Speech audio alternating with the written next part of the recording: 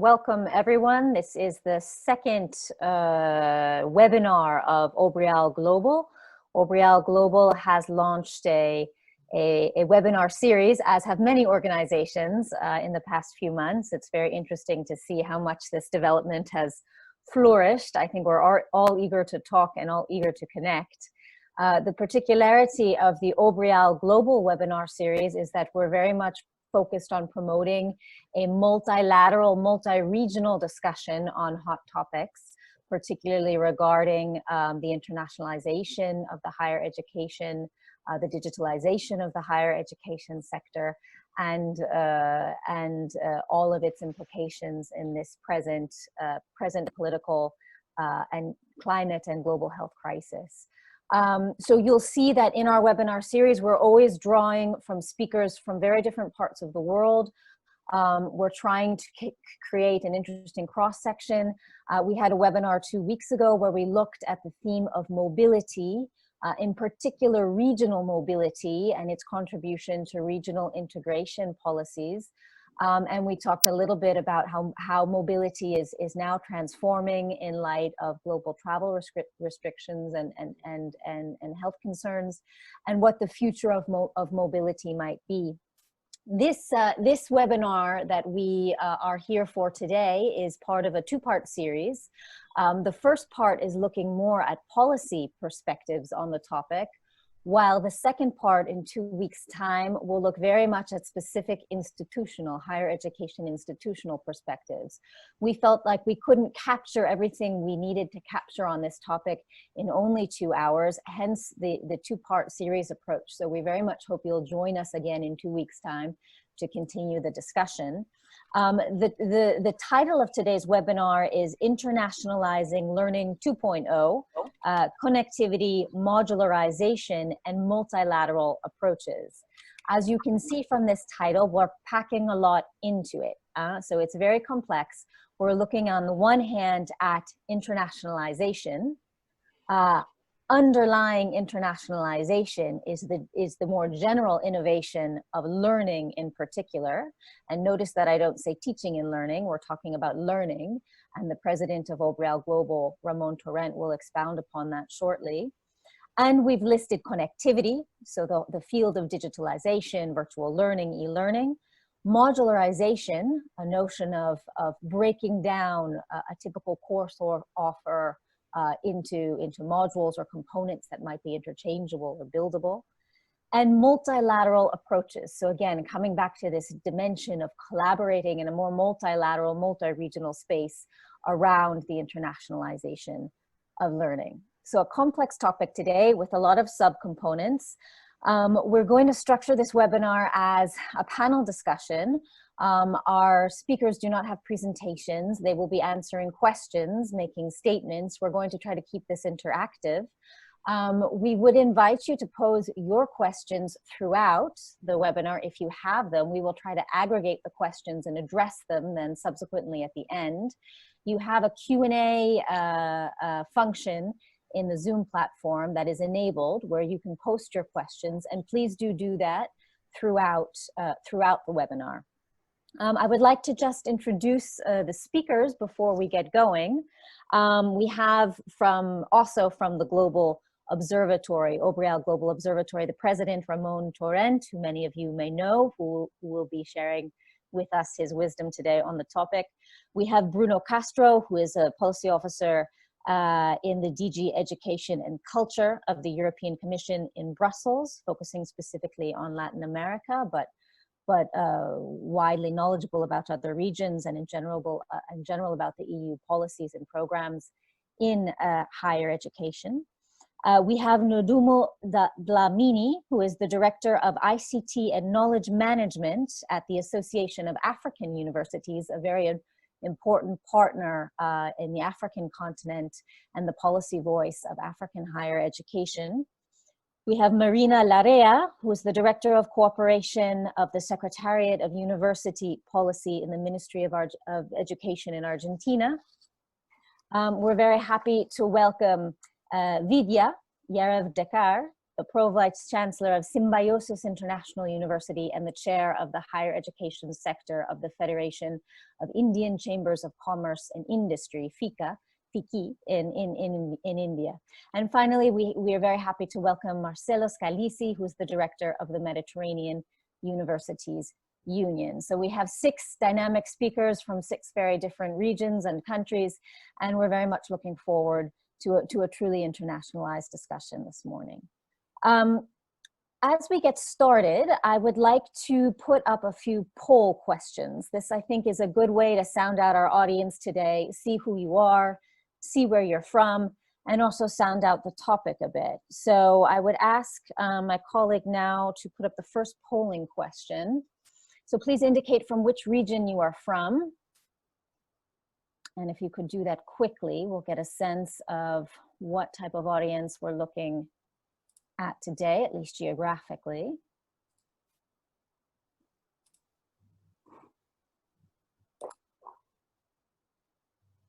As of now, we currently have 126 attendees, over 200 signed up. So some might be joining us along the way. 72% have voted. I give you about 10 more seconds.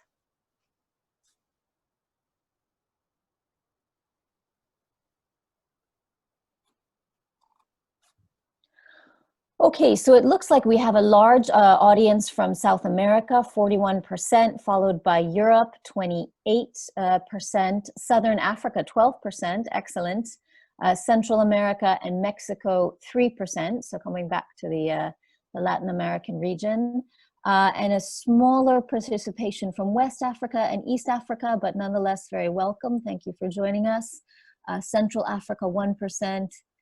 Northern Africa, as of now, no one yet, but perhaps they will join us because I know some signed up.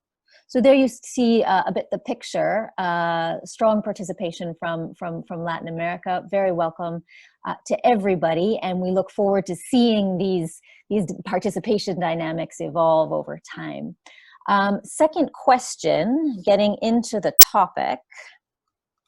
So if we could put up now the second question, do you believe that higher education institutions will rethink the learning process and link this to a new approach to internationalization? We've given you 3 options. Yes, they will do this in substance. No, they will not. And yes, they will do this, but only on the surface, keeping as much as possible to traditional practices. So let's see how optimistic you are.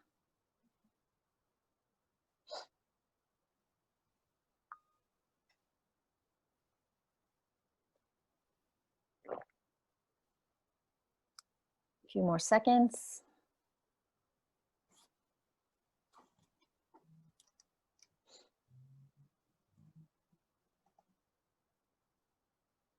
Okay, so it is fairly split down the middle with a slight hint towards positivity. Yes, they will do this in substance, 51%, whereas they will do it only on the surface, 48%.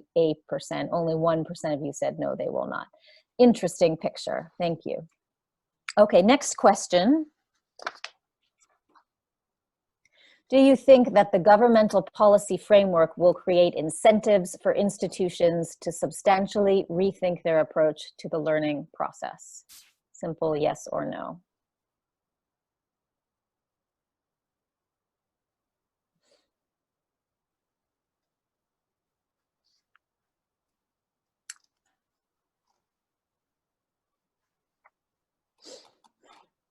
Okay, it's looking pretty even. Okay. So 52% yes, 48% no. So again, a slight edge towards optimism, but a substantial amount of you do not believe that the governmental policy framework will be responsive enough. Next question. Do you think the modularization of learning would help to both flexibilize it and to render it more internationalized?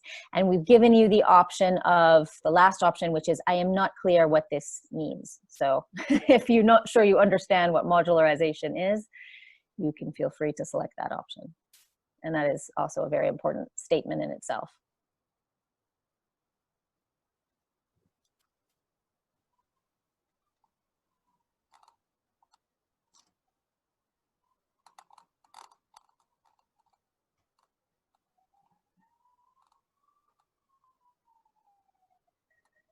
few more seconds. Okay, 39% yes, 23% yes, but this is not very feasible. And we'll talk about some of the difficulties today for sure. And 36% says, I'm not clear what this means. Very good. Okay, well noted. Thank you. Okay, we're getting there. Next question. Can you, comparing international digitalization or internationalizing digitally, if you will, and traditional physical mobility, which instrument offers better prospects for the vast majority of students? Sorry, that word was cut off.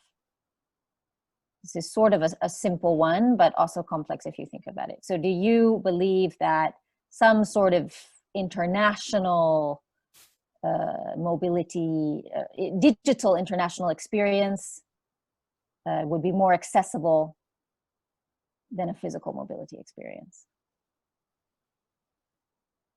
Which offers the best prospects? Okay, interesting. 55% said digital. Okay, yeah, indeed. Whereas 45% still said physical. So that means that there's a strong belief out there in the value of physical mobility.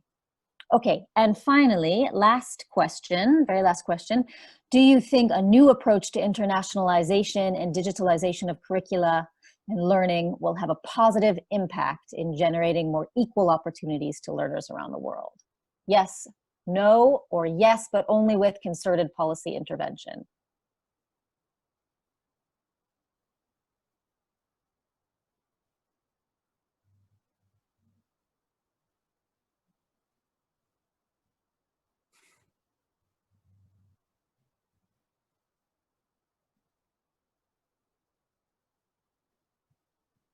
Okay, yes, but sorry, you can't see the last bar there, but the winner of this one was yes, but only with concerted policy intervention at 58%, and yes, just yes, simply 39%, and only 3% of you said no.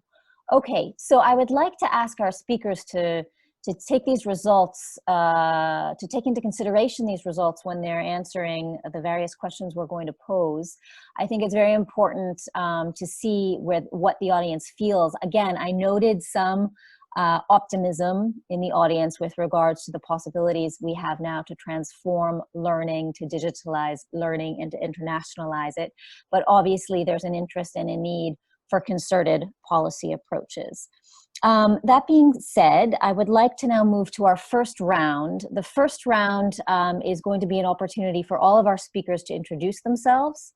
It's going to be an opportunity for them to state concisely who they are, where they're from, which institution they're representing, but also to describe the extent to which they're either promoting, financing, or supporting some sort of transformative approach to the learning process in general in the higher education sector in their respective regions and countries. I'd like to ask the speakers to be brief, to stick to 4 minutes each, because we will have the opportunity to subsequently go in more depth. So, okay.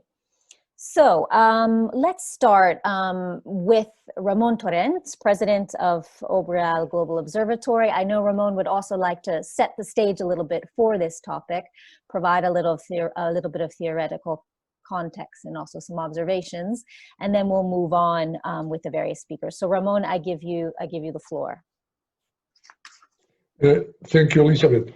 Do I simply now introduce Obreal, or say already my few words on setting the scene?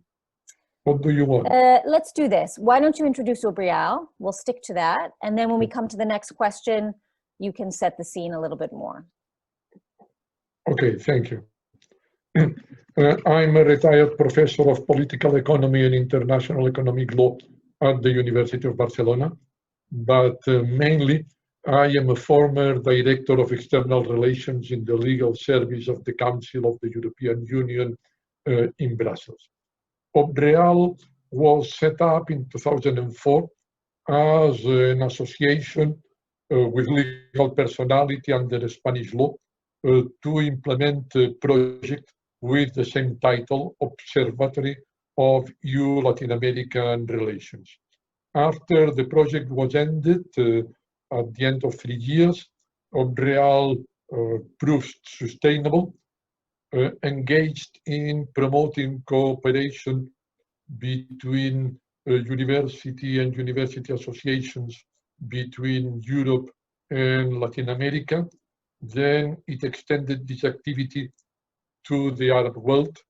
And in 2017, Obreal experienced a big change in its nature. First, it became more independent from the University of Barcelona, who was the leader in setting it up. Second, it enlarged its geographical scope to all over the world.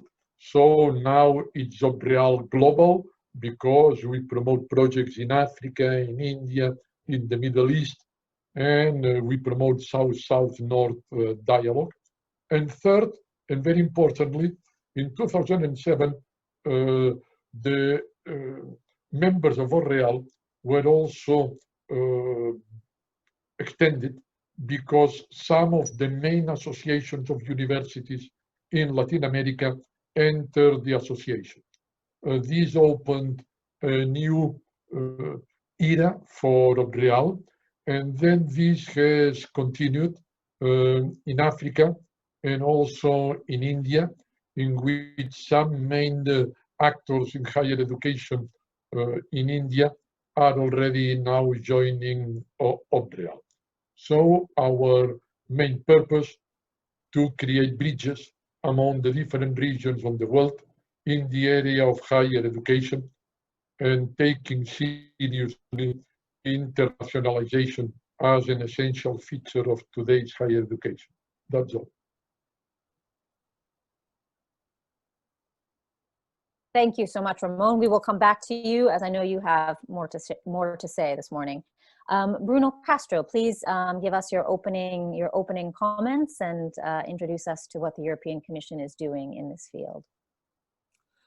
Hello, my name is Bruno Castro. I am a Spanish citizen, but I live in Brussels, where the headquarters of the European Commission are. I work for the Directorate General of Education, Sport, Youth and Culture of the European Commission. I understand that many of the people in the audience following this webinar, they are not European, so I will need to clarify what the European Union is. We are a political organization, an international organization, but we have shared competencies with the member states. And in particular, in the topics of where I work, of my Directorate General, like education or culture, we don't have shared competencies. So the competencies on primary education, secondary education, or higher education still remain on the member states. They are still responsible of the education and training systems. What the European Commission does is to gather good initiative, good practices, to establish joint goals and objectives, and to boost cooperation. We do that through political means, policy cooperation, but also, and very importantly, through funding programs. Maybe many of you are already familiar with Horizon 2020 for research or with Erasmus+. So our EU policy is not binding. We don't legislate. We don't reform directly the education systems of the member states, but we provide incentives for the stakeholders to move towards the priorities that we have helped to define together. For example, our main goal now, our closest goal, is to create an European education area by 2025 to promote mobility and academic recognition of qualifications for all EU citizens. There are three key priorities, like the network of European universities. I will talk more about it later, probably. The automatic mutual recognition of diplomas or European student card. But we also have Erasmus+, of course, and I also work a lot with Erasmus+, both in the policy level, but also dealing with the projects. Erasmus started as a pure mobility program, but now, after 30 years, came bigger, came international, expanded also towards schools, secondary education, sport, vet, and we have projects of capacity building or mobility also at international level, not only within Europe.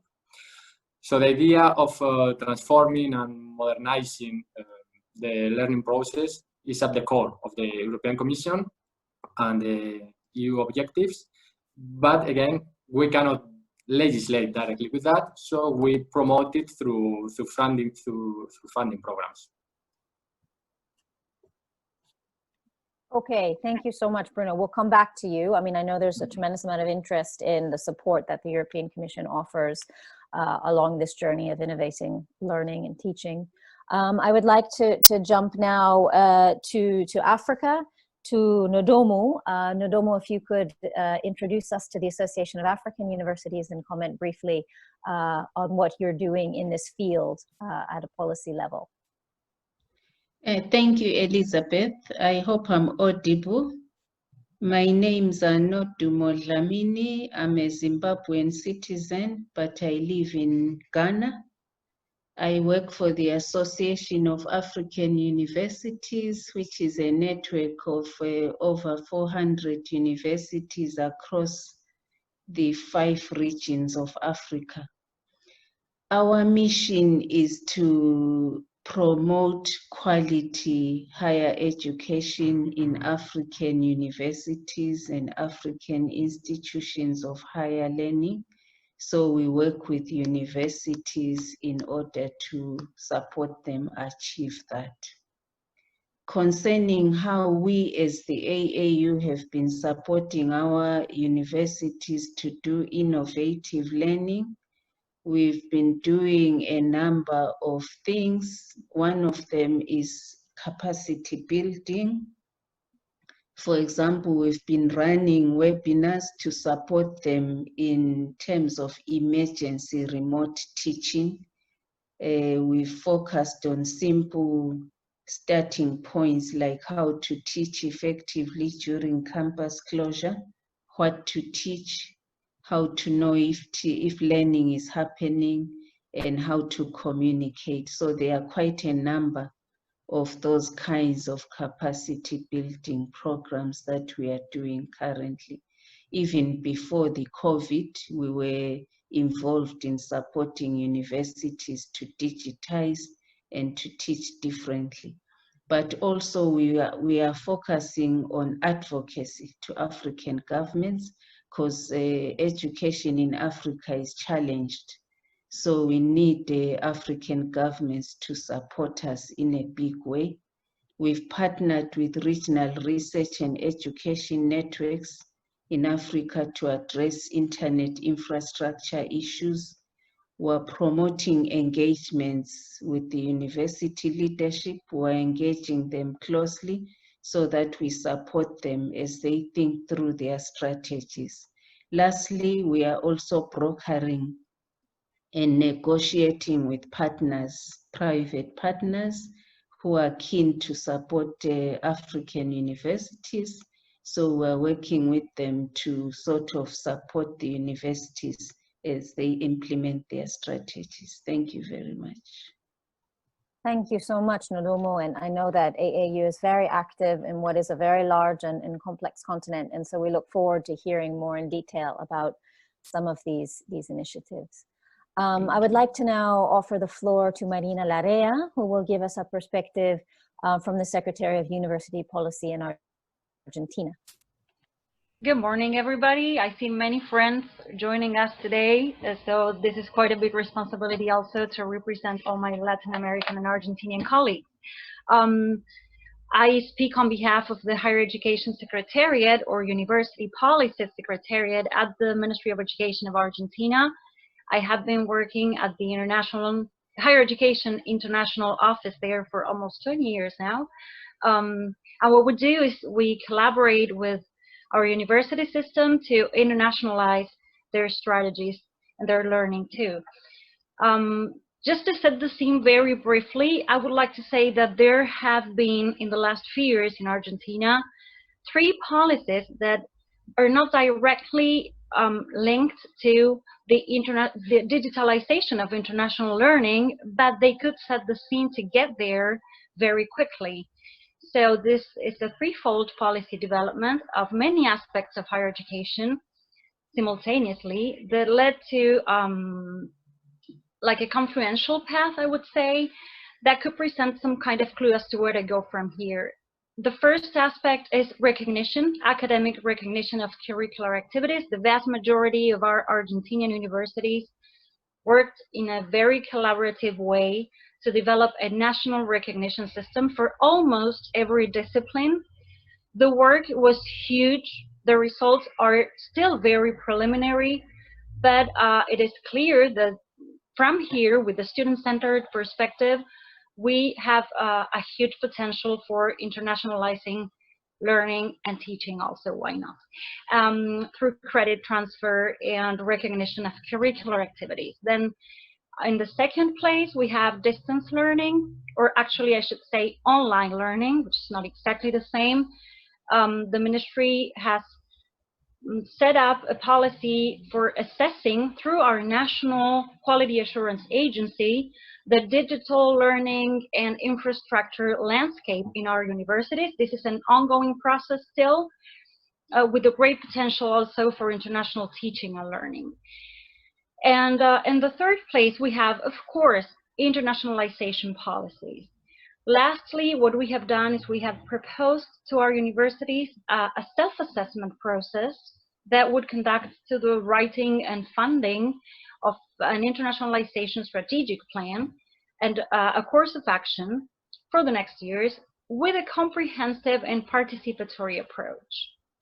So the new administration that took office in Argentina a few months right before the pandemic struck will certainly have to assess the extent to which these policies have been successful in order to decide which aspects will be taken into account for the next years and which aspects are going to be promoted, supported, and funded. But it seems like we're in the right path to cope with whatever the new normal turns out to be from here. Okay, thank you so much, Marina. We will be hearing more from you. I know we've put some pressure on you today because we have a large Latin American audience, but you've been working not just in Argentina, but on regional collaboration in Latin America for quite some time, I know, so I'm sure you can bring that experience as well. I would like to jump now to India. We're very pleased to welcome Vidya today. Vidya is not only a pro-chancellor of an important Indian institution, but she's also working at the national level for the Federation of Indian Chambers of Commerce and Industry. So she brings that perspective today and can also address some of the policy dimensions in India on this topic. So Vidya, you're welcome to make your first statement. So thank you very much, Elizabeth, and it's nice to meet all of you as friends and some new friends that we now make from Argentina and Africa and other parts of Europe. So I represent Symbiosis International University, which is almost a 50-year-old organization now. And it started with a difference. It started for international students who came to India to study. And now, of course, it's a large multidisciplinary university. Internationalization obviously is our strong focus. We have students from 85 different countries. Initially, the focus was mobility, student mobility, but now, internationalization as the definition goes. So we have just set up a Symbiosis Center for International Education, which drives all the internationalization activities at the university. Specifically for Europe, we've also set up the Symbiosis Center for European Studies because we closely work with a lot of European universities on European projects, etc. With Africa, for my African friend from the Association of African Universities, we have a program called Engage Africa, where there are a lot of students from Africa that come to study in India, and many of them cannot afford even the fees charged by Indian universities. And therefore, the Symbiosis University provides a lot of scholarships for African students as well as students from Middle East, specifically Afghanistan and other countries. Unfortunately, we don't have strong connections with Argentina or Latin America, and we hope that we now begin our collaborations. Apart from this, I also head the Higher Education Committee at the Federation of Indian Chamber for Commerce and Industries. This is one of the oldest industry chambers that India has, established by Mahatma Gandhi in almost 1912, and now it's been functioning. Initially, it focused only on industries, but now they've got education also. And the Higher Education Committee has several members, members from different leading universities in India, from the government, from Association of Indian Universities, but more importantly, industries as well, because we believe that academia and industry need to come together and talk to each other, when we talk about higher education as well as learning for students. And so this is what I represent. I will speak about, other things about the topic, of course, a little later. Thank you, Elizabeth. Okay, excellent. Thank you so much, Vidya. And then finally, for this first section, I would like to invite Marcelo to introduce us to the UniMed and make some initial comments on the topic of innovating learning. Thank you, Elizabeth. It's a pleasure to stay with you today. And I saw that there are a few Mediterranean participants, but it's something interesting also, why not, to enlarge our network to other parts of the world. I'm director of UniMed, Mediterranean University Union, which is a network of European and Southern Mediterranean universities. We have 130 universities with us from 23 countries. We have all the European and Mediterranean countries, all the Southern Mediterranean countries from Morocco to Syria, some universities from the Gulf, and also a new member is our universities from Iraq, and also we have some universities from the Balkan area. We are concentrated in the cooperation Euro-Mediterranean topics, and we do more or less three main activities. First of all, is services to our members, of course. So the other colleague from Nadumo, from the other network, more or less capacity building and all the other activities that a network normally does for its members. Then we do fundraising for our members. We are looking for new projects, ideas, and we currently manage 30 projects funded by several programs of European Commission, and in particular, as Bruno Castro mentioned, the Erasmus Plus program, where in particular with capacity building, but also ICM and other programs like strategic partnership and so on. And in addition, looking at this particular region, we do some lobby activities with the international institutions, obviously most of them with the European Commission, to invite the institutions to pay more attention to Mediterranean cooperation and academic cooperation in particular. About the innovation in learning process, looking at COVID-19, we were already working on something related to e-learning and open education resources through a project that was financed by European Commission called OpenMed, a capacity building project. And after that, we created a sub-network on e-learning and online open resources. And this sub-network was already starting working on defining new national framework, or at least to suggest a national framework dedicated to e-learning and so on.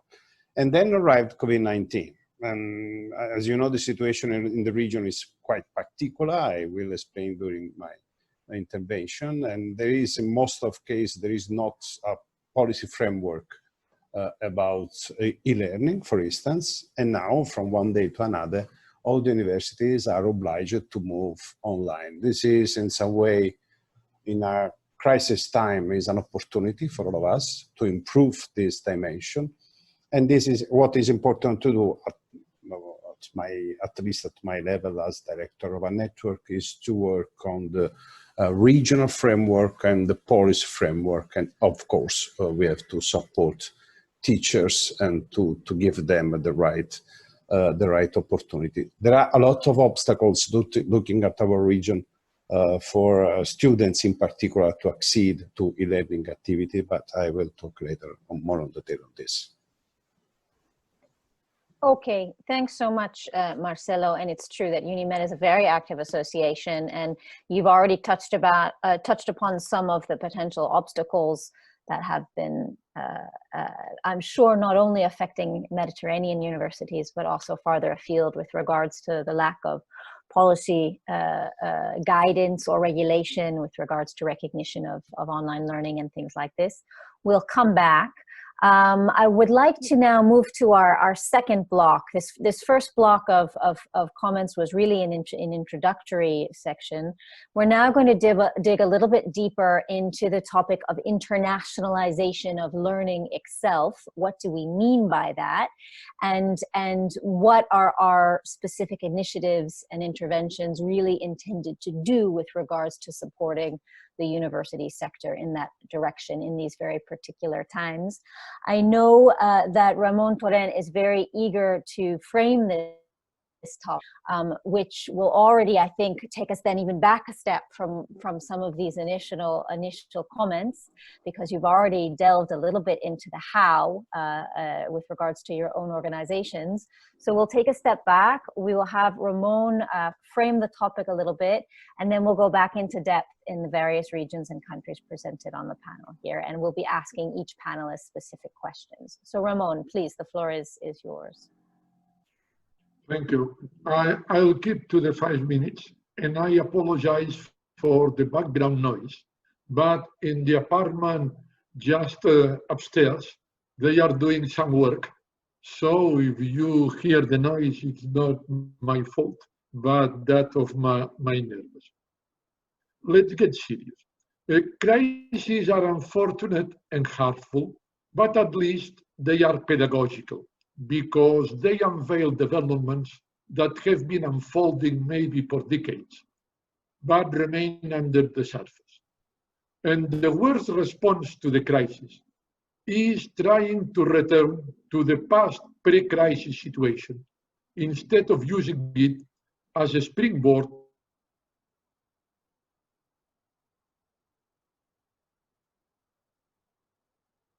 crisis and its effects on higher education.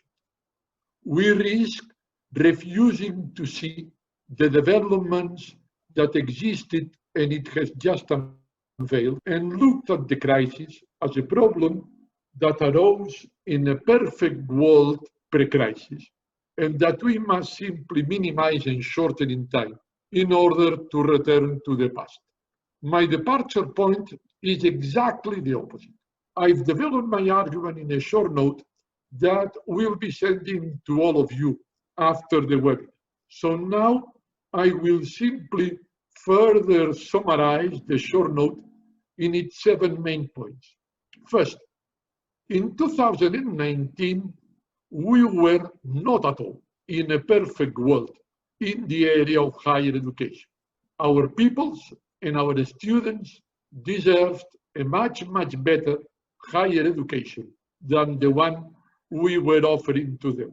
We must not return to that world. Second, a great deal of literature in the last 2 or 3 decades has focused teaching and learning, treating them together as if they were 2 sides of the same coin. This is a tremendous error.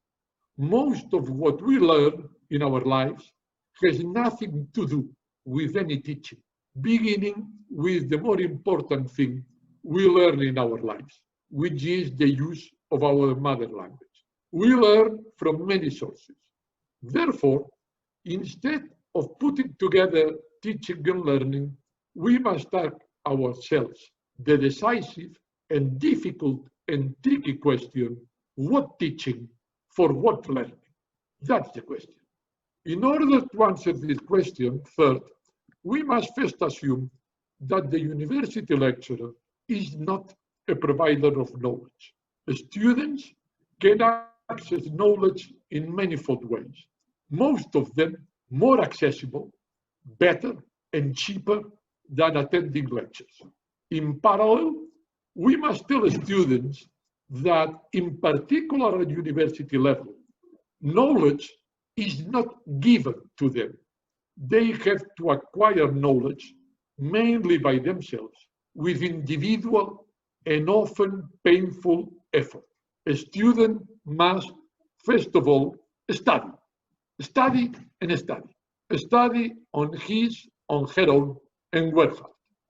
University education, fourth point, is not about accumulating a myriad of specific pieces of knowledge.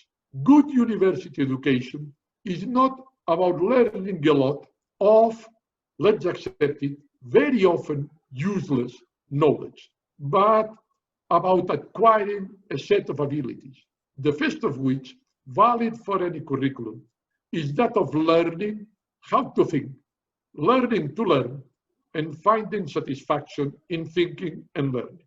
And this is also what society, including good and innovative firms, demands to graduates. Most specific knowledge required from graduates will be obtained at work, but they must be endowed with the ability and the will of thinking and learning. Fifth, this gives the answer to the question of what teaching for what learning. The best thing a lecturer can become is a tutor, a simple tutor who helps his and her students to learn how to think and how to learn. And in today's world, sixth point, a student must learn to think and learn as citizens of the world. If they become so, they will certainly know how to serve their country and the society they live in. If they do not think as citizens of the world, they will not be able to adapt to the challenges of an increased globalized economy and society, and risk becoming dangerous chauvinists that furthermore risk coming to power sometime. Final point, thanks to the COVID crisis, we can become aware of all this and of the means offered by new technology to completely overhaul our traditional organization of university activities. We have discovered, if there was any need for it, that first, there is no need to attend lectures in order to learn from lecturers. Second, that professors from all over the world can teach students from all over the world and reach thousands and thousands of students. That teaching materials can be developed by the joint effort of many universities, departments, and lecturers. And that the teaching materials can become modules, that is, for people who didn't understand the logic of the question at the beginning, building blocks of imaginative curricula in which students find the best path for their development. But, my last point, this discovery risks becoming buried again under the surface by the corporatist pressure of professors and academic clans, and the lack of underlying knowledge and ambition of higher education policies. And last but not least, buried again under the surface by the bad habits of students themselves, who think that knowledge and the material advantages attached to it must be freely offered to them in institutions of higher education instead of acquired by themselves through effort and commitment. That's all from me.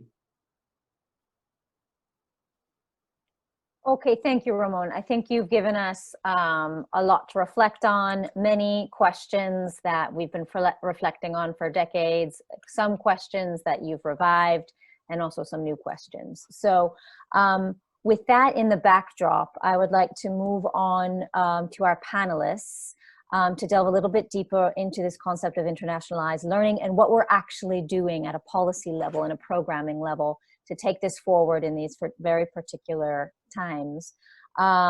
Bruno Castro, what is the latest European Commission thinking with regards to internationalization of higher education in general, but in particular on the topic of internationalizing learning and teaching in the curricula? Which programs and initiatives are you promoting? What is distinct about them? And if you could also comment to some extent on how multilateral, international, multi-regional approaches would be favored in these programs, that would be interesting for us. So Bruno, I give the floor to you. Yes, thank you, Elizabeth. As I said, the European Commission is a big organization. We have to negotiate. We are a slow machine who moves slowly. We have to negotiate. We have to talk. We have to discuss. So you asked me about the latest thinking. I wouldn't say we are slow while thinking, but we are slow moving. That's for sure. But having said that, we are kind of lucky, if you allow, that this crisis arrived in a good timing, because now the European Union is negotiating the multi-annual financial framework, which is the 6-year term budget for the whole European Union. It's a very high-level political process, but at the end, the developments of internationalization of higher education will depend on this budget. So it's right now being negotiated. In the last months was already there. And in the recent weeks, there are changes because the political priorities are changing. So luckily, we are on time to adapt and to allocate different resources to different policies, including to higher education. And in parallel to that, we are negotiating, we're refining, it's already very negotiated, but we are refining the new Erasmus Plus program and the new Horizon Europe program, among others, which are linked to the budget. So as well, we are now at the moment to change some priorities, some objectives, or to provide new incentives or maybe more funding to specific areas, like, for example, digitalization. I would like to insist again that all the actions of the European Commission are international by itself. So all what we have the terminology and we distinguish between intra-European and extra-European, but everything which is intra-European is already international and might be applied elsewhere. So at intra-European level, the last initiatives, the most relevant who are starting now, are the European universities. It's a pilot program which will belong to Erasmus Plus in the next program. And hopefully, once it becomes integrated, it's not just a pilot, will be open to extra-European partners. And European universities are consortia of several universities. There's a lot of focus on the jointness of the programs, on mobilities of the students, but it's also an important focus on new teaching pedagogies, new teaching, new learning processes. So when the call was launched, one important factor of success for applicants was also the innovation on learning methods. We're also working on micro-credentials, which is a way to harmonize and compare this mobility process in a global international world, and particularly related to the modularization you mentioned. So, well, in Europe, we have a lot of experience, and Erasmus by itself is a modularization example, where students move to several universities, but they get a single degree. So micro-credentials will be incorporated. We're now in a reflection phase to incorporate also the digital components or the MOOCs or virtual learning or short mobilities into the curriculum. So now it's difficult to make official announcements about the new Erasmus Plus program, because we were finalizing and now we are refining it a bit because of the COVID crisis. But I can tell you that we're working on more internationalization towards Latin American, Asian, African partners all around the world.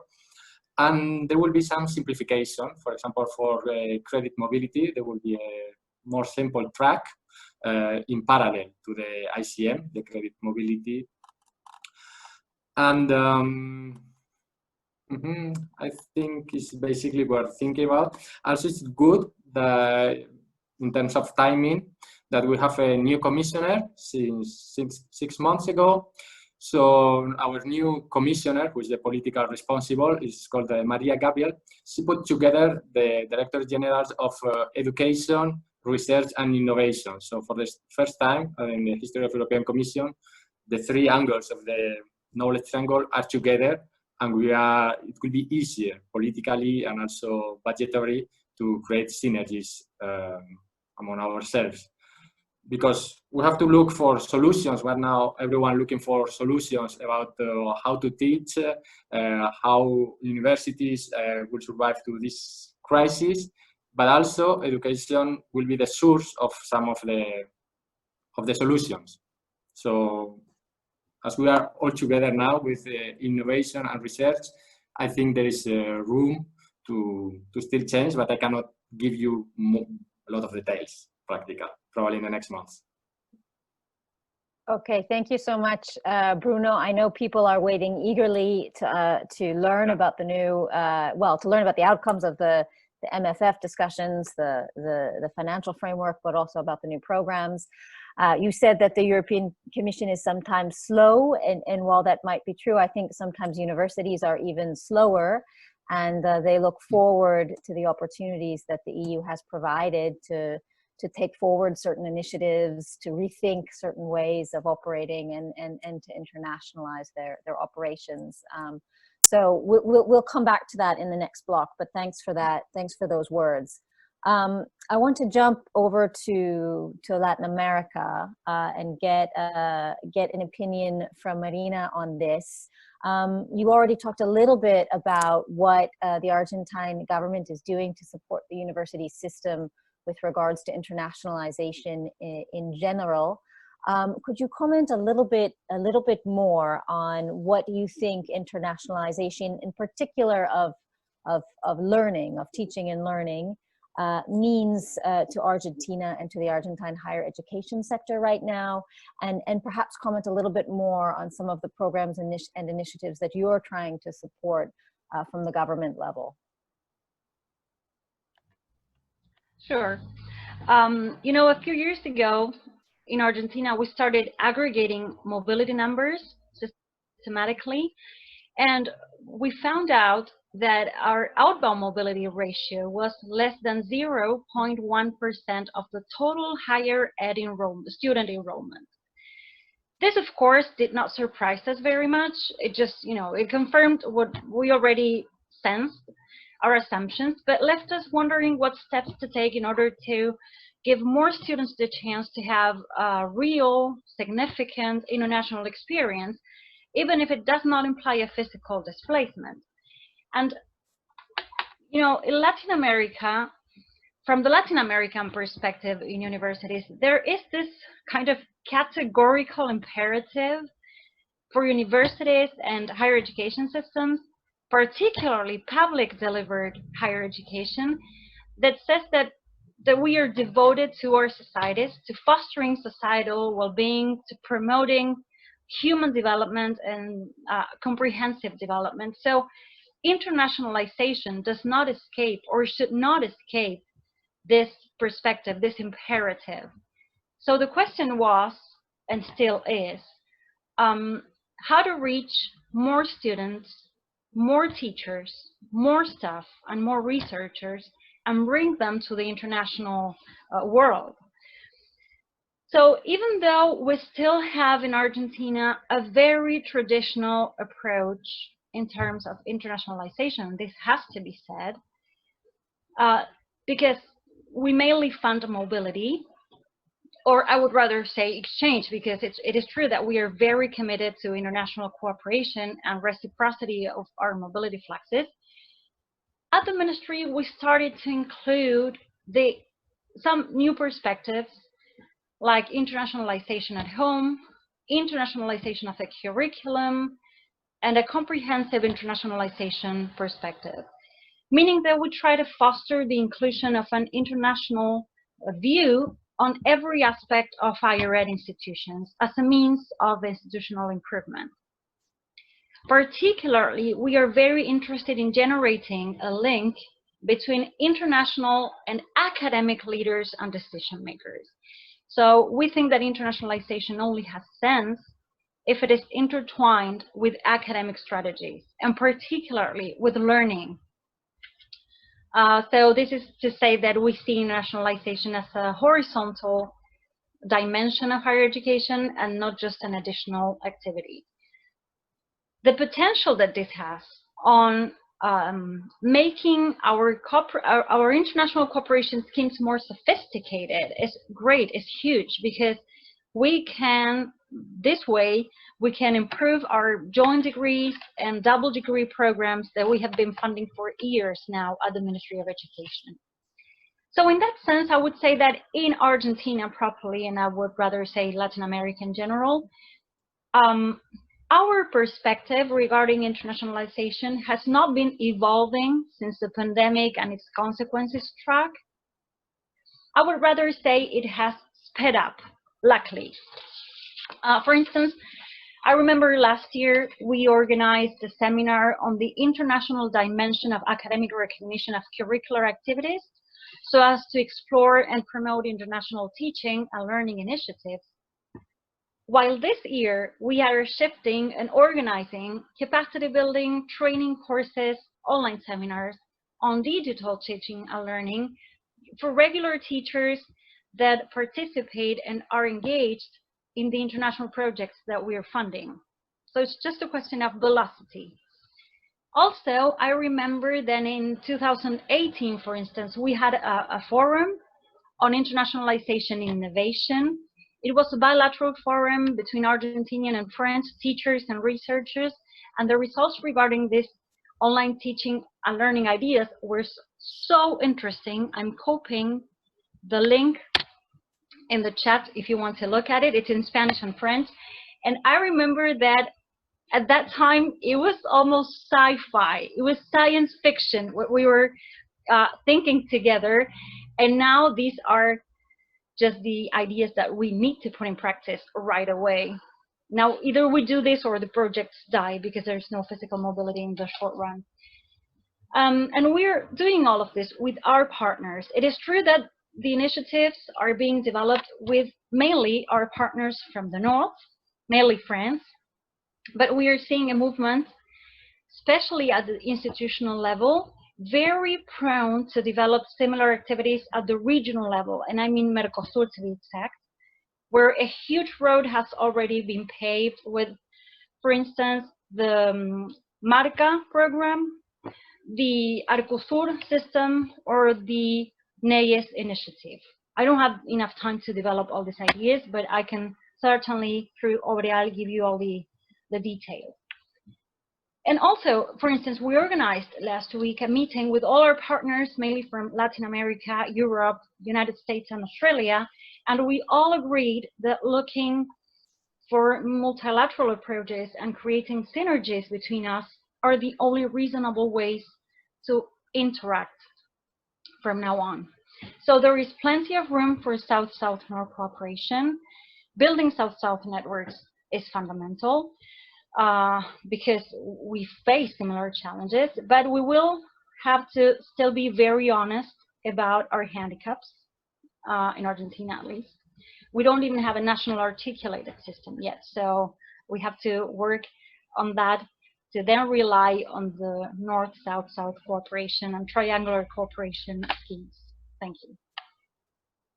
Okay, thanks so much, Marina. You touched upon a lot of issues there. Thank you for also mentioning the geographical nature of your cooperation. I think one glaring reality is that the internationalization of the past, the internationalization 1.0, tended to either be one-directional, where one region was giving and another was receiving, or it tended to favor certain patterns of collaboration between Europe and the South, between North America and the South, but not a lot of South-South perspectives within that picture. Some initiatives, of course, but not systematic and not necessarily integrated international or regional integration, internationalization strategies, excuse me.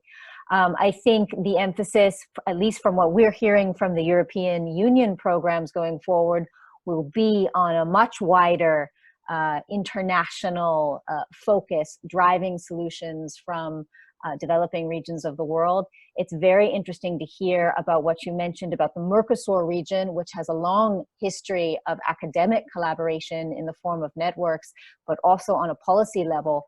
with regards to collaborative accreditation processes and things like this. So I think that needs to be part of the picture. And as you mentioned, now is the time to accelerate. So COVID has allowed us to frame it positively, the opportunity to accelerate in areas we already thought were potentially important in the past, but never really moved fast enough. I want to come back to India, to Vidya. If you could speak a little bit to how internationalization of higher education is perceived in India, what the priorities are, particularly when it comes to internationalizing learning, and also talk a little bit about how, in light of the present circumstances, global pandemic, etc., these processes might be accelerating or potentially stalling. So thank you, Elizabeth. It was nice to listen to our friends from Argentina and from the European Commission. India is a large country, and with the third largest education system. We have almost about 1,000 universities and 41,000 colleges.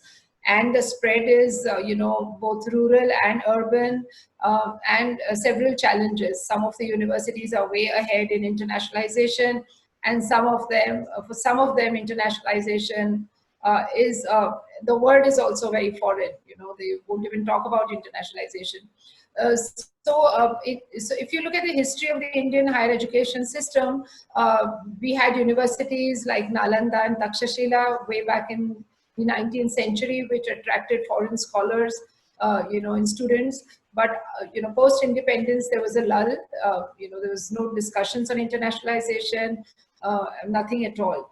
Very recently, the Indian government, specifically this government, has been very proactive and has been discussing internationalization in various fora. One most important, a forum that they discussed internationalization of higher education was when they were framing the new education policy. So it is still in the draft phase, and it will be rolled out very soon. But last year, when they came up with the final report, with the final draft, they gave a lot of importance to internationalization, and that was a welcome change in the way the government looked at internationalization of higher education. They didn't just look at mobility, but they looked at a very comprehensive strategy of internationalization, because they realized that India can no longer be a sender country just sending out its students. Almost 700,000 students every year going out of India to several other countries to study, and very, very few inbound students. If you look at the numbers, it's just about 47,000 foreign students in India, of course, from 85 different countries, but the representation is very small. So the government took a lot of initiatives and launched a Study in India program in 2018, where there were very concerted efforts in bringing foreign students to India to study. And of course, the numbers did pick up in the last 3 years, but not really, not a very phenomenal rise. And I think the government and policymakers will have to draft something afresh now, especially in the post-COVID era.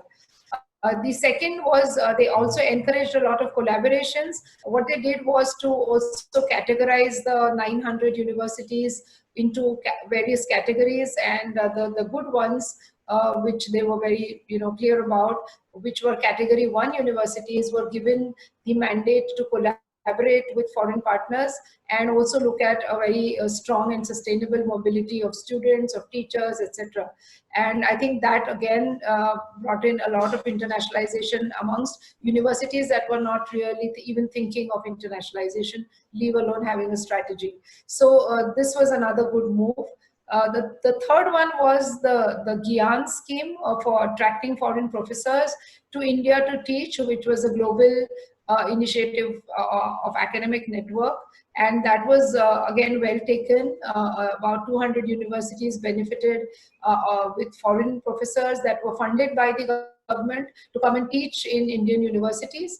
Though, of course, when we developed partnerships, we did have this flow of faculty from one partner university to the other. But this was, again, an effort by the government to enhance foreign professors to come and teach, because they believe that once a foreign faculty comes to an Indian university, obviously the networks become stronger, and there is more flow of not just people, but of ideas, exchange of programs, and more importantly, exchange of research. Because that's where we felt that we really needed help from some of our partner universities that were way ahead. So these were initiatives. Recently, they have formulated a scheme called the EQUIP, the Enhancing Quality and Upgradation and Inclusion of Academic Programs, in which again they've taken internationalization as one of the very important parameters to assess quality and enhance quality and upgrade our academic programs in various universities. So overall, they've given a lot of importance to internationalization. Through the chamber, through the FICCI Higher Education Committee that I represent, we've been advocating internationalization of higher education to the government, and we are happy that some of our, whatever we had advocated has been taken. One of the recent most, things that they have done, which is our Association of Indian Universities, which has taken upon itself, is to form the Indian Network for International Education. So amongst ourselves, we never had a network of Indian universities, even talking about internationalization with each other. So that was a welcome move. And this has just been formulated, and one of the good things that that they have done in formulating this proposal was to even include foreign partners in this network. Of course, we hope that L'Oréal Global will be a partner to this network very soon. But amongst the Indian network of universities, there will be some foreign networks, both foreign organizations, foreign universities, and that will help internationalization grow in India. So a lot of change that has happened over the last 3 to 4 years by the policy-making bodies, and Erasmus Plus, of course, is strong in India. We are, as a university, Symbiosis is a part of it, but several other universities. Likewise, L'Oréal Global has partners here in India, has recently formed a chapter in India. And therefore, we're now seeing a lot of these, these foreign networks taking shape. EAIE has some presence in India with some of our Indian academia being members there. So we see a lot of these, networks having their presence in India, and I am sure we're going to benefit. The Indian government and Indian policymakers will benefit out of these networks, and we hope to see many more such networks coming in, and I think internationalization will see a strong, there'll be a strong wave of internationalization very soon. Post-COVID, of course, we're looking at digitalization. I'll take this up maybe later. I think, Elizabeth, you want to ask us about that, so I won't cover it in this session. Thank you. Okay, perfect. Thanks so much, Vidya. I mean, actually, that was a very interesting overview. I thought it was quite important that you mentioned, some of the traditional tools for internationalization, which we always utilized in the past, at least on a funding level, financing of scholarships for outbound and inbound students, financing of professorships, internationalization of the teaching staff, and potentially now we have the opportunity to rethink those instruments. Not that they won't still be valuable, but ideally they will be complemented with many more instruments, whether it be through digitalization, internationalizing the classroom, rethinking internationalization at home strategies when we don't have many physical inbound students and professors, etc. And I'm certain that the networks you mentioned will be at the forefront of some of those changes and dynamics. Let's jump over to the Mediterranean region and to Africa. Marcelo and Nodomo are in a unique position to be representing university associations on this panel, which are also very important policy voices, as they've already told you.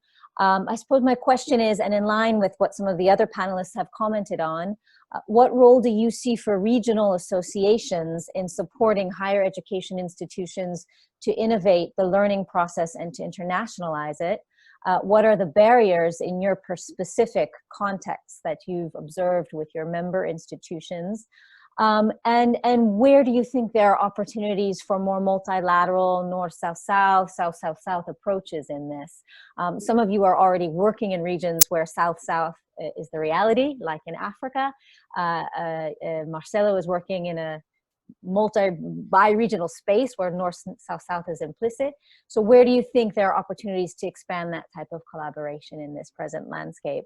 Why don't we start with Nodomo and then we'll go to Marcelo. Okay, thank you very much, Elizabeth.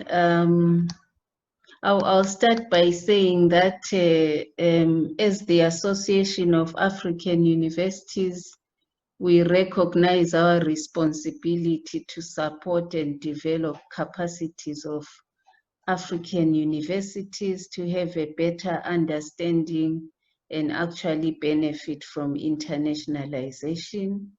We consider, of course, internationalization as very critical in terms of changing and transforming African higher education. And we put a lot of value, of course, in intra-Africa higher education collaborations, but also we think those that involve the other parts of the world are also very critical. So we are also involved in a number of capacity building workshops to ensure universities understand how they can foster closer working relations among themselves and how they can strategically develop partnerships with universities in other parts of the world. Of course, there are many challenges, but we recognize our role because the association is a platform for engaging universities in Africa, and we have the unique position of reaching out to the university leaders, and the avenue of university leaders is an important one when addressing issues around innovations in learning and also the internationalization agenda. So we also see our role as linking the universities to opportunities for internationalization or to working with others. And our role is also joint responses, supporting them to jointly respond to calls either for mobility engagements or for resource mobilization. In order to address some of the challenges of internationalizing African universities, we recently hosted national quality assurance agencies across Africa to reflect what we are learning from the COVID situation and what could be changed so that our universities can teach better and can also collaborate better in terms of the curriculum and its modularization. I think those were some very, very important issues that were being discussed. And of course, we have other efforts to promote intra-Africa mobility, such as the Pan-African University, the African Centers of Excellence project, initiatives under the Regional Universities Forum for Capacity Building in Agriculture, Mwalimu Julius Nyerere schemes, and also the Erasmus Plus initiative between the African Union Commission and the European Union Commission. In terms of the barriers, I think capacities to understand, to conceptualize, to implement these internationalization programs, and at times it's lack of harmonized curricula, even though there've been huge steps to address that through the HAQUA initiative that we're implementing with some of the partners represented here. We've been working on the Pan-African Quality Assurance Framework, African Standards and Guidelines, African Quality Rating Mechanism, and all of those are really supposed to make it possible for us to collaborate better across Africa and also collaborate with others across other regions. So in terms of where we can focus, I think we need to be more outward looking so that we also benefit from students coming to learn in Africa, so that we don't only contribute the outward mobility, but also contribute more students that are coming to learn in Africa and benefit from understanding our culture. And yeah, thank you. Thanks so much, Nodomo, and thank you for also calling attention to the need for reciprocity in this process. I think that's very important. That's the heart of our discussion if we're talking about internationalization of learning and internationalizing the curricula and the learning experience. It can't just come from one direction or from one region. It can't just come from the north. And I think a lot of the work that the AAU has been doing has been instrumental in providing collaborative African proposals and solutions to what are really global problems, but experienced on the African continent in a particular way. So thank you for those ideas. Just a comment to all of the people who are with us today. A lot of the panelists have already mentioned initiatives, have mentioned policies, have mentioned programs. We're going to try to collect those references after this webinar and circulate them to everybody. For some of you, what they've mentioned today is potentially new. So we would like to collect all of those resources and links and make them available. Finally, I would like to come now to Marcelo. How would you like to weigh in on this topic, internationalization of learning in the Mediterranean region, which is already a dynamic sort of now north-south-south region? What are you doing in more detail, and how has COVID either accelerated this or slowed this down? Yeah, thank you, Elizabeth. First of all, I think that it's important to underline that this region, the Mediterranean region, and has an important framework of cooperation among European and Mediterranean countries, Southern Mediterranean countries. Through European programs, we have a long history of cooperation among European and Southern Mediterranean countries, universities, I mean. Before was the Tempus program, and then also many years ago the Med Campus program, and now the Erasmus Plus capacity building program. There is a very long history of cooperation. This is important to underline because this framework of cooperation and the potentiality to work together to address specific issues related to COVID-19 is not something new, but it's something that could be just improved. And why not just to go in the direction to underline the priority of innovation in teaching, innovation in learning, instead to finance several capacity building projects on other priorities. For instance, we launched a website, Online Resilience, where we are collecting history about how universities are passing COVID-19. What I saw from the beginning is something particular looking at our region. That's the priority of e-learning and what is passing universities now is not something related to needs of Southern Mediterranean universities, but is a common priority among European and Southern Mediterranean universities, how to go through examination, for instance. Everything is moving online, but there are a huge resistance of also teachers, for instance, with different percentage. And there are also many, I will talk a little about obstacles and barriers coming from students. But I think that first of all, we have to say that in the region, I mean, at least we have a common priorities, how to manage everything online now in a moment where, in a period where in most of Southern Mediterranean countries, I saw a comment coming, if I remember well from Angola, that is something similar to Mediterranean countries. There is not a clear and well-defined policy framework. In all Southern Mediterranean countries, there is not a clear policy framework on e-learning.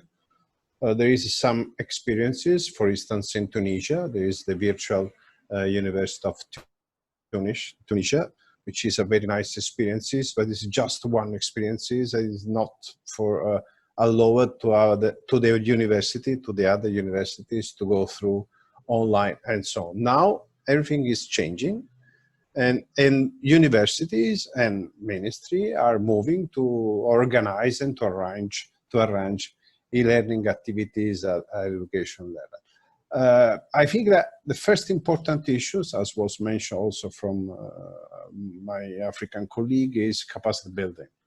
Capacity building, sure, for innovation in teaching, for education institutions, but also for the policy level. I think that we have to support with specific technical assistance to government to address the right policy level.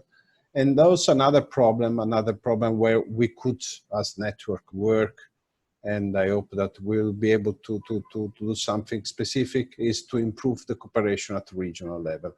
As you probably know, the Southern Mediterranean countries are more used to cooperate on a bilateral dimension with European countries, but they are not used to cooperate among them. And I think that it is a pity.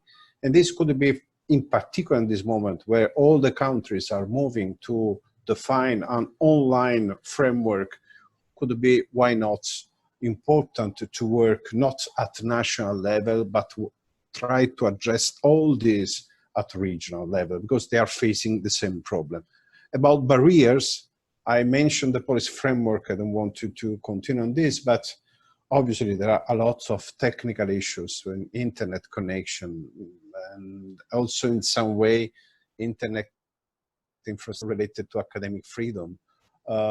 Students' participation, if you consider that in some families there are just one laptop for 4 or 5 students at a different level, it's a barrier, of course. And there are some countries that is trying to answer to this, offering some financial support for students to provide them laptop or internet connection to be able to continue their education. But the risk is there. The risk is that we could lose some students. This is a huge discussion also in Europe about that.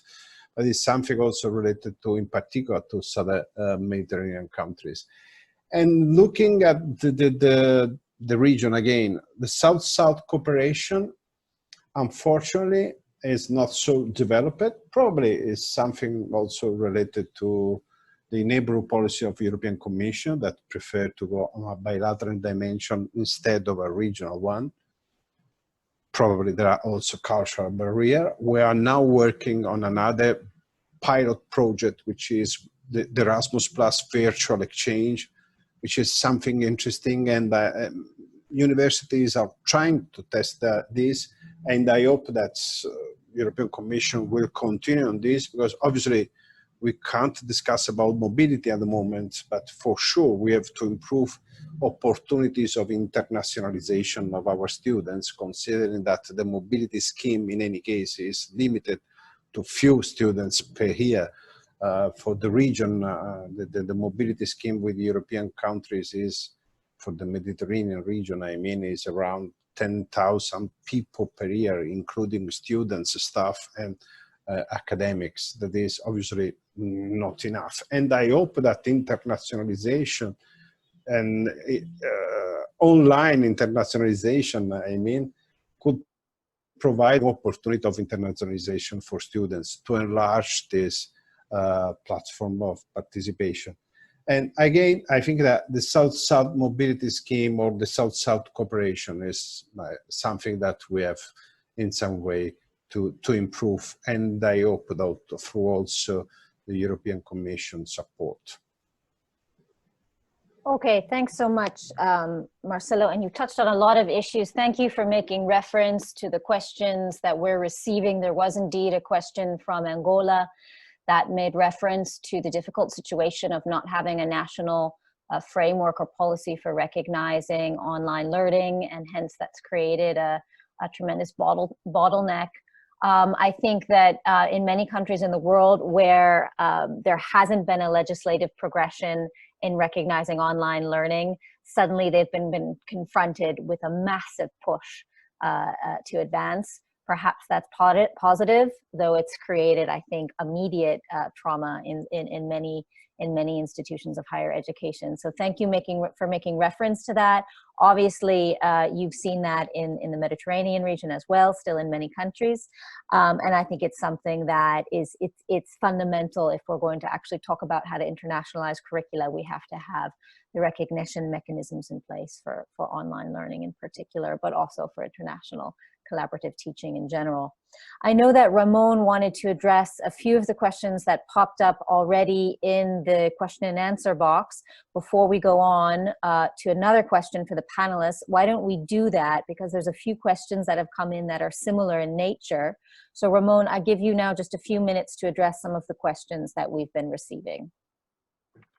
Thank you. There have been questions from Chile, Teresa Marshall, from Angola, from South Africa, if I'm not wrong, from India, and if I'm not wrong, from the University of North Carolina in Greensboro. And all of them are very interesting, and I'll try to address them in no more than 5 minutes. First, a personal story. I was expelled from the Spanish university by Franco's dictatorship before I was 19. This means that I have been fighting for university reform for 55 years in my life. And I have won quite a number of battles, but I have lost all the wars. Why? Because reforming universities is extremely difficult. The only relevant changes in Spain in university have come from outside. In the 70s, or after independence in Africa, the huge expansion in the number of students, which was an extremely positive development, and then political change when the democratic process of reform in Spain took place. Why? Because there are extremely well enshrined in the structure corporate interest contrary to change at universities. I have always fought for university autonomy, and I continue to believe this is the only way. But university autonomy is very difficult to get results when academic clans control the functioning of the university. This makes very difficult the change. The change is difficult because of material conditions, as our friend from Angola has said, and Marcelo has emphasized, but in particular because of internal reasons. And because very often the designers of policies in governments are also of the very same clans that control the universities and are opposite to change. I see here some officials smiling, which means that probably I'm not wrong.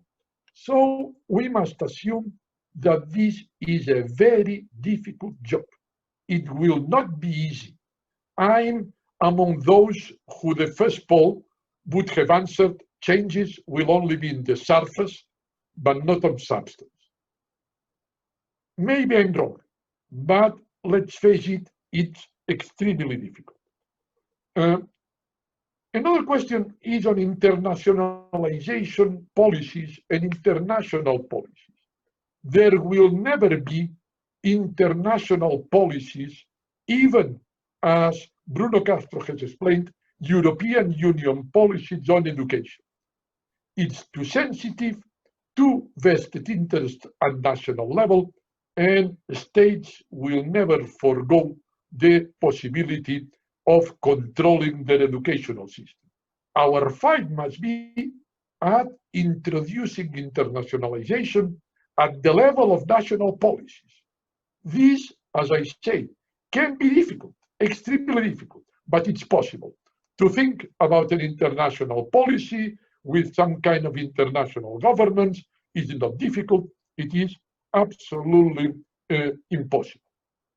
In this context, a question from the University of North Carolina, Craig Keck, if I'm not wrong, is very interesting because it asks for how the view of developed countries and the deficiencies and the problems in developing countries for global education. And here again, my answer, dear Craig, is most of policymakers and most of university rectors in developed countries do not care at all about global education. So your question is meaningless for them. It's not meaningless for us. This is how we are here. And this is how, from Montreal, we are trying to push for an interregional dialogue. But we are a majority in numbers, but an absolute minority in terms of power. People in power are not interested in global education. More or less, they see it as a risk.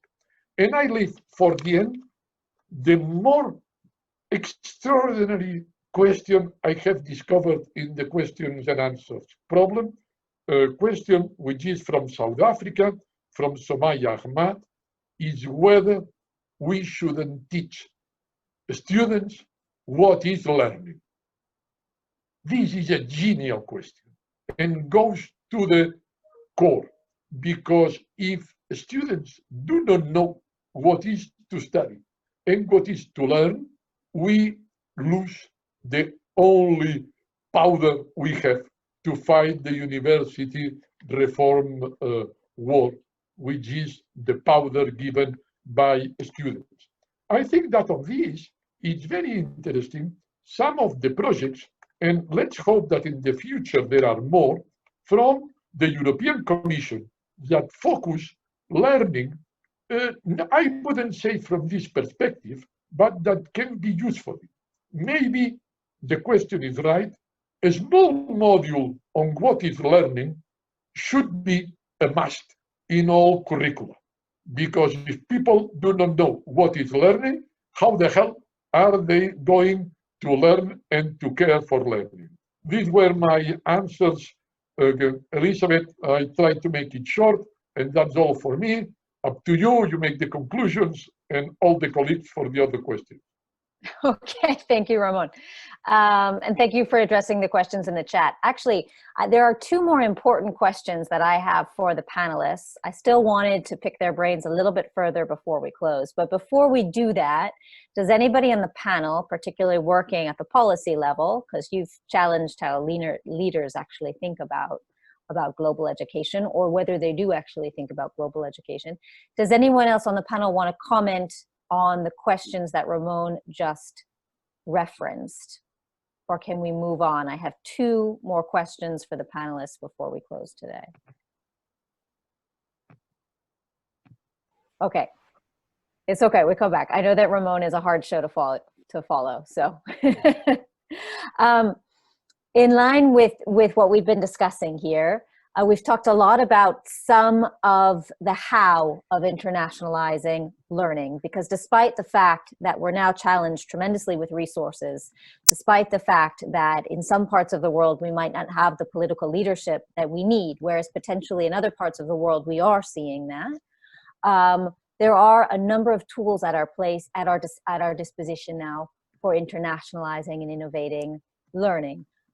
One of them we've referenced today is obviously the digital online facilitation of learning, online delivery.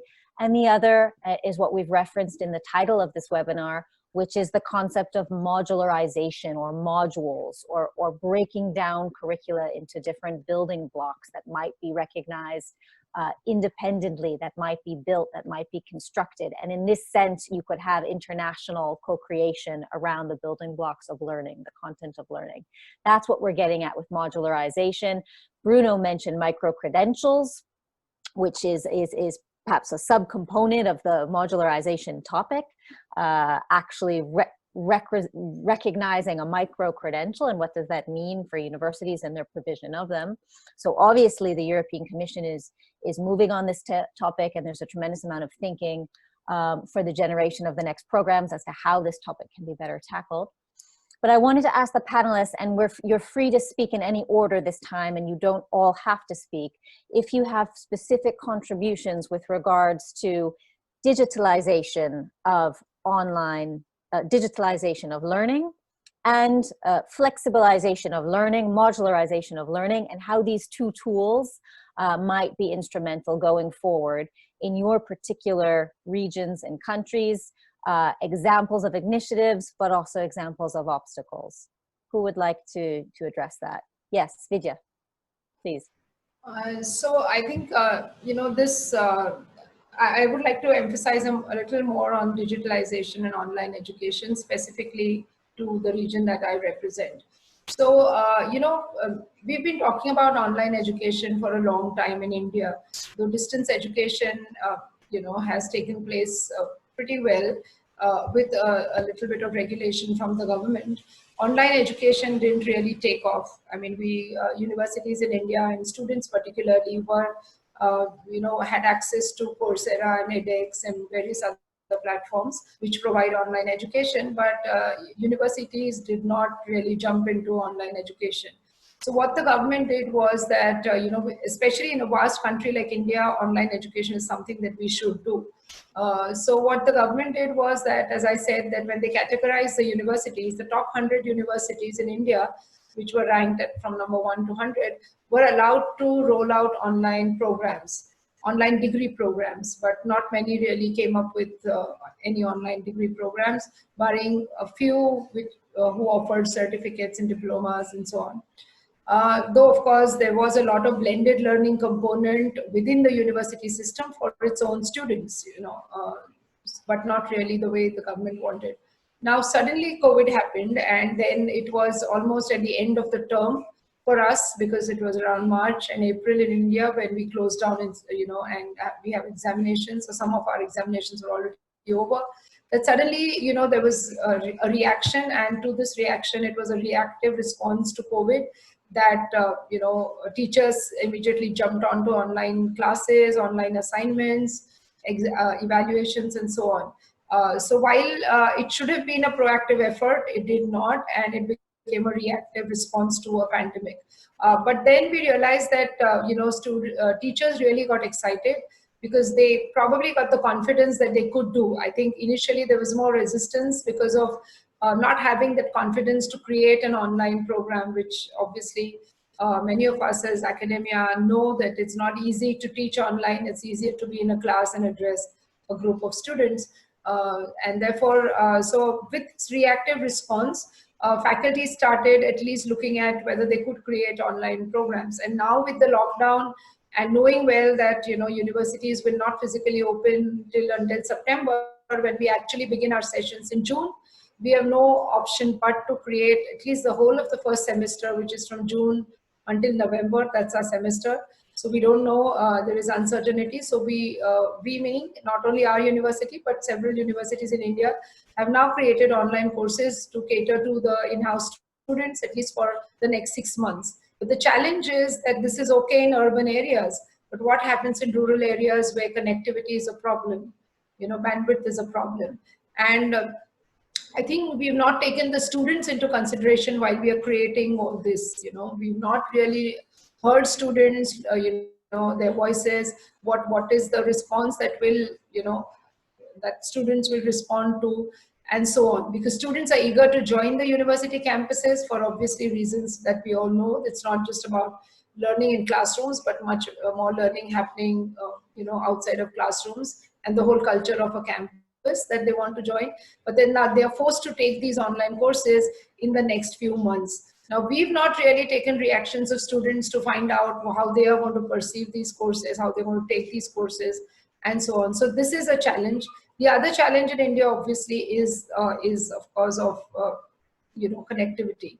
And you know, a large part of the Indian student population lives in areas where there is low connectivity. So what the government has come up with is to provide programs through the mode of television, which with government funded channels, and of course community radios. But I don't know how much that's really going to work, because I mean, students would, I mean, young generation likes to watch movies on television, but really to get educated, you know, using the medium of television is not something that is seen or done in India or elsewhere. So that's the biggest challenge that I think the whole education system in India is going to face.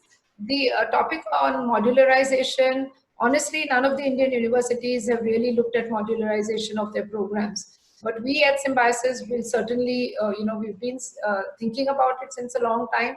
But again, you know, what happens is a crisis like this actually forces you to get into something that you probably wanted to do a couple of years ago. And I think this, the good, I shouldn't say the good part, but the positive part of this whole pandemic is, I think, all of us looking at these new pedagogical approaches, to teaching and learning. And I think modularization is something that certainly we need to look at. As I spoke about this network of universities, I think when we have that, that will also enhance mobility of students. And if we have modularization of programs, it's going to be easier that some modules can be taken up and, you know, at a particular university, and maybe some modules can be taken at another university through partnerships. You know, you can get the best of Indian universities across the country, or maybe even across the globe. But at a government level, at a policy making level, we've not even looked at modularization of programs as a thing. Thank you. Okay, so one step at a time. Thank you for that. Marina had a comment, and then we'll go to Bruno.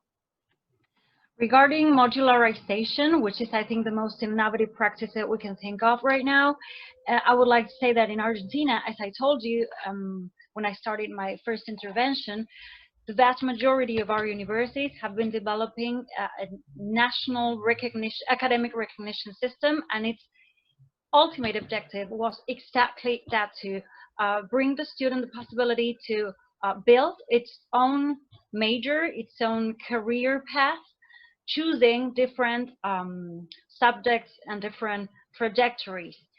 So this is, of course, a very preliminary action that has been taken. I would say that it exists in the debate, in the discussions yet, but we are, I think, in a very good, a very positive path in Argentina regarding that. I think that national policies are going to be crucial.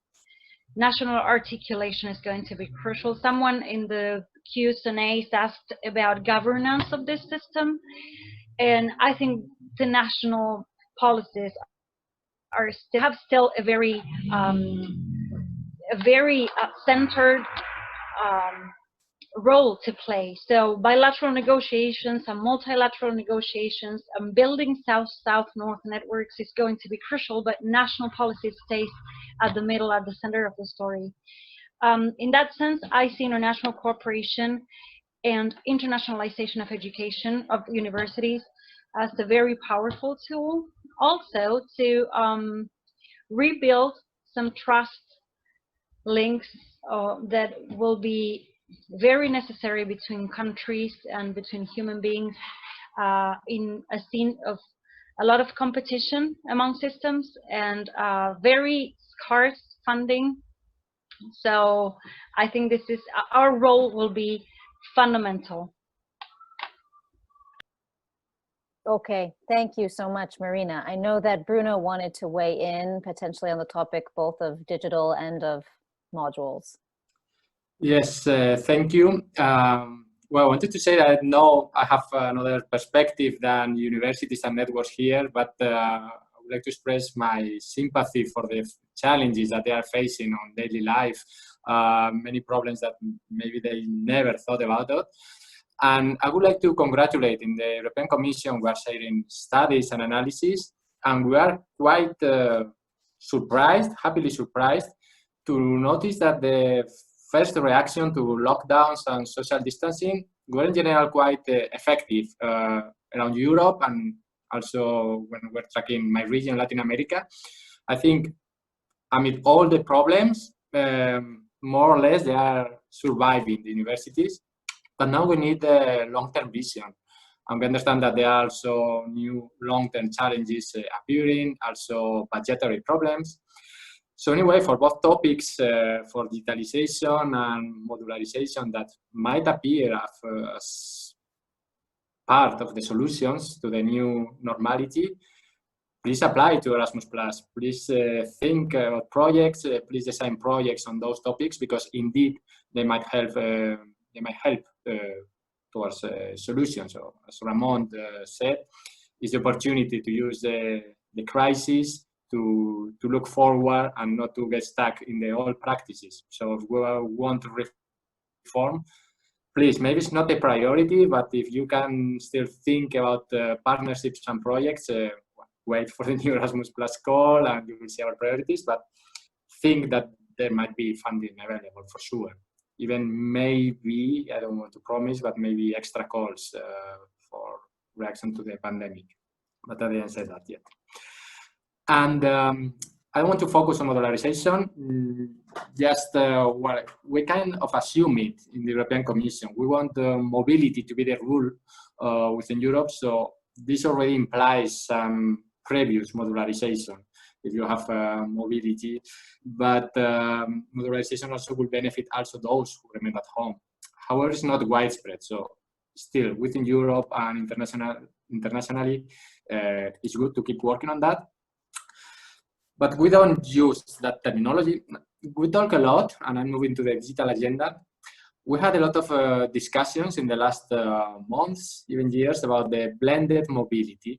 That's how we call the interaction of virtual and physical mobility. Already Marcelo mentioned the virtual exchanges, which were successful, and now they are becoming more important. Now we are thinking how to expand and promote the virtual exchanges that look like I wouldn't say minor, but in higher education, maybe all the benefits of virtual exchanges were not seized. They were more popular for schools and high schools. So maybe now's the moment to boost the virtual exchanges in higher education. And as I were discussing about blended mobility, it was something new, even controversial to add it into a new Erasmus Plus program. Many people didn't like it. They said that virtual Erasmus is not Erasmus. But in fact, thousands of students have such Erasmus now. They were trapped at home, in their new homes in different countries.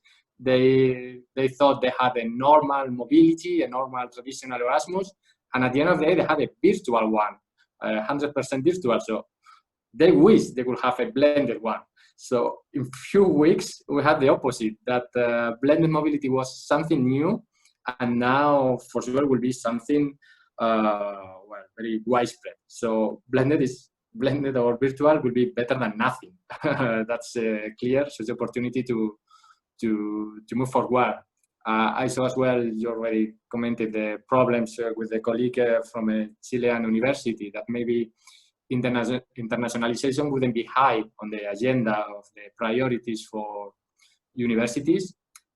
But through virtualization, it's a way to remain international by the back door, let's say. So it doesn't mean we are going to abandon the normal mobility, the normal internationalization, of course. But there were a lot of reticences towards digital tools, and now I think these reticences are gone. Of course, we have to work on that, we have to refine it, and it will be the topic of the next months and years for sure. Okay, thanks so much, Bruno. I know people's ears perked up when you said maybe there will be future calls this year. Yeah. Let's see. I hope my boss didn't hear that. But we're negotiating, we're thinking about that. I cannot promise yet.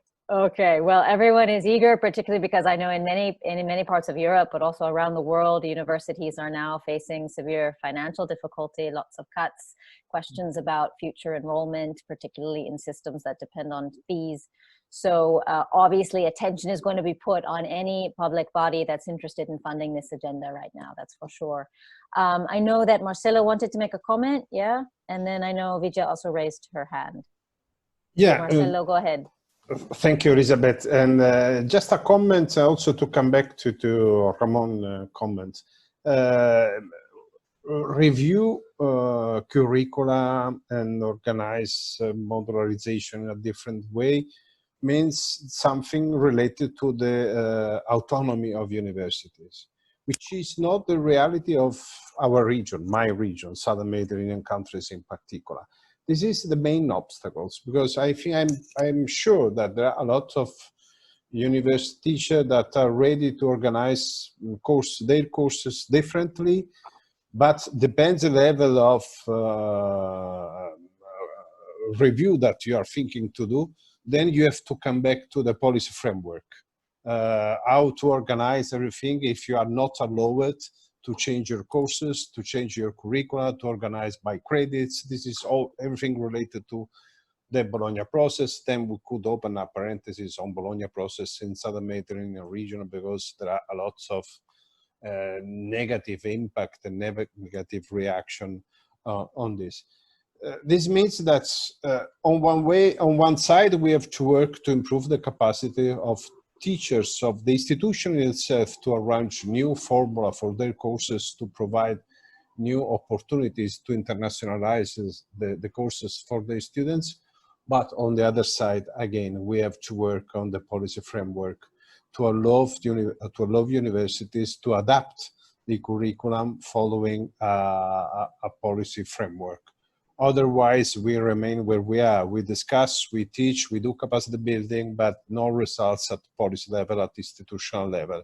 And I think on this, that the role of networks and, of course, the role of European Commission, that on one side finance issues, finance cooperation, on the other side has the capacity to influence policy, I think is very, very important. Okay, thanks so much for that, Marcela. I know that Vidya had also asked for the floor. Vidya, would you have another comment on this? Yeah, so we've not spoken much about internationalization at home in the post-COVID era, and I think that's gaining more importance with mobility being curbed. And students, especially in a country like India, where we send out about 200,000 students every year, imagine all these students are now going to be confined to this country and, are going to be aspirational, are going to expect, what they would, want to go and study abroad in, they would expect the same thing in Indian universities. And therefore, I think universities in India and maybe elsewhere where where students do go out, they have to really gear up to internationalizing their curriculum, internationalizing their campuses, using a lot of different kinds of pedagogies, technology, and of course offering digital education. And maybe even looking at collaborative partners offering digital education. So, for example, when students in our university would get an opportunity to travel abroad for a semester at least, now will be confined to, to the university that they're studying in. So, we have to look at, internationalization through a different lens now, at least in the next 2 years. And I think internationalization at home is going to gain a lot of importance. So we need to gear up to the aspirations of students who are studying right now, and even for those who would have otherwise gone abroad and would now be compelled to study in Indian universities. So that's the challenge that some of us are facing. Not a challenge, it's an opportunity, of course, but we need to gear up to fulfill their aspirations. Yeah, thank you. Thank you very much, Vidya. And you're right. I mean, I think we haven't quite discussed today the semantics around internationalizing learning and internationalization in general. It's true that the title of this webinar is Internationalization 2.0. So I think it's opening the question, well, what are we actually talking about now in this new era? And it's true that internationalization at home was a theme, a term that was used consistently to refer to anything that meant bringing an international experience into your campus, integrating it into the home, as opposed to just reserving it for the few and lucky students or professors who could go abroad. So I think you're absolutely right. We might see a shift in the vocabulary as well.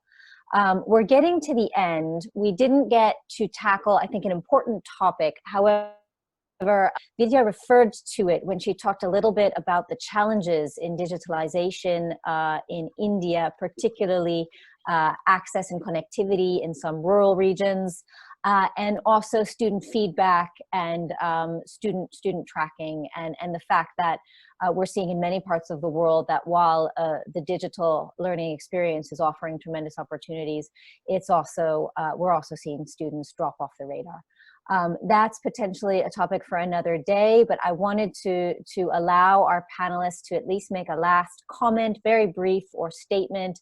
You're welcome to address the issue of inequality, inclusion in the international agenda, because I think that's critical. One of the opportunities in moving forward now to internationalization 2.0 is that internationalization should be ideally much more integrated into everything we do as a higher education institution, into our policies, into our practices, much more democratized, much more widely accessible, potentially, if we are using digital means. But that doesn't come without challenges, and it doesn't come without resources and initiatives. So I would like to just invite, if any of the panelists would like to make a last word on this topic or any related topic, and then we'll close. Yes, Marina. Okay, I apologize in advance because I'm going to be very inarticulately just listing challenges that we cannot go without looking. Online teaching. The online hasn't been a problem. I mean, we switched to online in 2 weeks. That's a record. The teaching is. Let's concentrate there. The connectivity gap, of course, we are on the privileged side of life. So as university students, teachers, researchers, we should advocate for internet access as a right. We see education as a right. We see international opportunities as a right. What about internet access and connectivity and infrastructure? Language training, linguistic policy attached to an international strategy is fundamental. We're working a lot about that in Argentina also. National policies are going to be crucial, but without the impulse of higher education leaders, higher education institutions, I feel we will go back to business as usual in just a very short time without any significant changes. Virtual mobility can be a great alternative. It can foster access, but it will never, ever, ever replace the experiential situation of living, learning, loving, researching, suffering in another country, in another language. And I will always be advocating for that, even though I know it can become a little bit elitist. I mean, in a few years, all of this craziness that we're living in can be remembered as a mere anecdote, or it can be a revolutionary shift in paradigm. It's up to us, it's up to our institutions, and it's up to our leaders. Are we going to be at the height that we are supposed to? I don't know. I'm really wondering. Many unthinkable things are happening right now. I think that there is a shift regarding social and cultural value attached to online stuff in general. I mean, we're closing deals through online platforms. We are accepting pictures and photographs as a means, through WhatsApp, as a means to certificate things. We are accepting digital signatures. This is a major shift. And this acceptance for online, I think this is what will stay. So this is the more relevant and pragmatic and perennial effect of this COVID crisis and this COVID craziness. Thank you. Okay, thanks so much, Marina. We do have to close, but Ramon has raised his hand, so I will give him the floor. Only one sentence. No contradiction between internationalization, online international learning, and international physical mobility. By hypothesis, international physical mobility cannot be for all, whereas international online teaching and learning and production of materials can be for all. Thank you, Ramon. Yes, indeed. I would like to wrap this up. Time is not in our favor. I use the opportunity to advertise the next webinar where we will continue this discussion with a new panel, mostly of institutional profiles. Here you've been able to listen to the perspectives of policymakers, programmers, and those representing university associations, which I think is a tremendously huge piece of this puzzle. We need vision at the policy level, and we need the mechanisms at the policy level, just like we need the institutional creativity. So hence, again, why we're doing this in 2 parts. Please join us again on June 17th to continue this discussion. I think there's a tremendous number of ideas that have been captured in these 2 hours. We will be putting the recording of this webinar on our YouTube channel and sending it to all of the participants.